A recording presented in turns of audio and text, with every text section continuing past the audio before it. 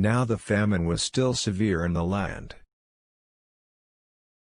So when they had eaten all the grain they had brought from Egypt, their father said to them, "Go back and buy us a little more food."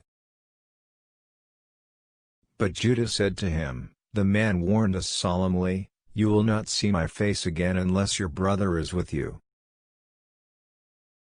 If you will send our brother along with us, we will go down and buy food for you.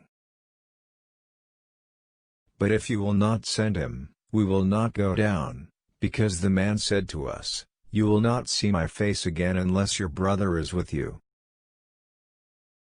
Israel asked, "Why did you bring this trouble on me by telling the man you had another brother?"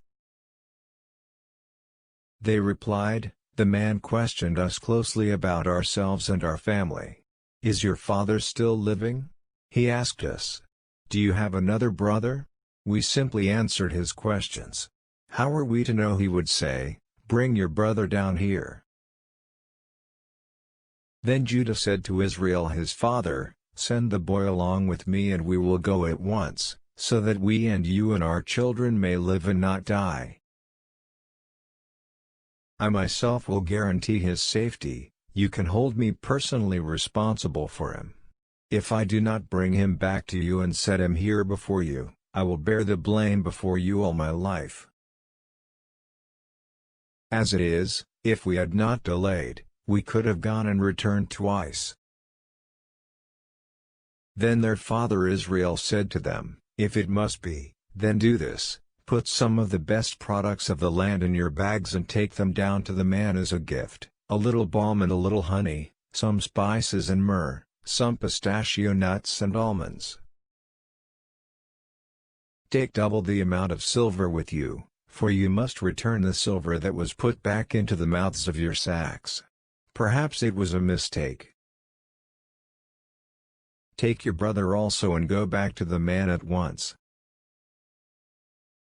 And may God Almighty, Hebrew El Shaddai, grant you mercy before the man so that he will let your other brother and Benjamin come back with you. As for me, if I am bereaved, I am bereaved."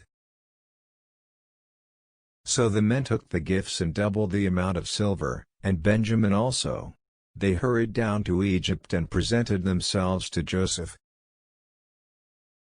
When Joseph saw Benjamin with them, he said to the steward of his house, "Take these men to my house, slaughter an animal and prepare dinner, they are to eat with me at noon." The man did as Joseph told him and took the men to Joseph's house. Now the men were frightened when they were taken to his house. They thought, "We were brought here because of the silver that was put back into our sacks the first time. He wants to attack us and overpower us and seize us as slaves and take our donkeys." So they went up to Joseph's steward and spoke to him at the entrance to the house. "Please, sir," they said, "we came down here the first time to buy food. But at the place where we stopped for the night we opened our sacks and each of us found his silver, the exact weight, in the mouth of his sack. So we have brought it back with us. We have also brought additional silver with us to buy food. We don't know who put our silver in our sacks." "It's all right," he said. "Don't be afraid. Your God, the God of your father, has given you treasure in your sacks. I received your silver." Then he brought Simeon out to them. The steward took the men into Joseph's house, gave them water to wash their feet and provided fodder for their donkeys. They prepared their gifts for Joseph's arrival at noon, because they had heard that they were to eat there. When Joseph came home, they presented to him the gifts they had brought into the house, and they bowed down before him to the ground. He asked them how they were, and then he said, "How is your aged father you told me about? Is he still living?" They replied, "Your servant our father is still alive and well." And they bowed low to pay him honor. As he looked about and saw his brother Benjamin, his own mother's son, he asked, "Is this your youngest brother, the one you told me about?"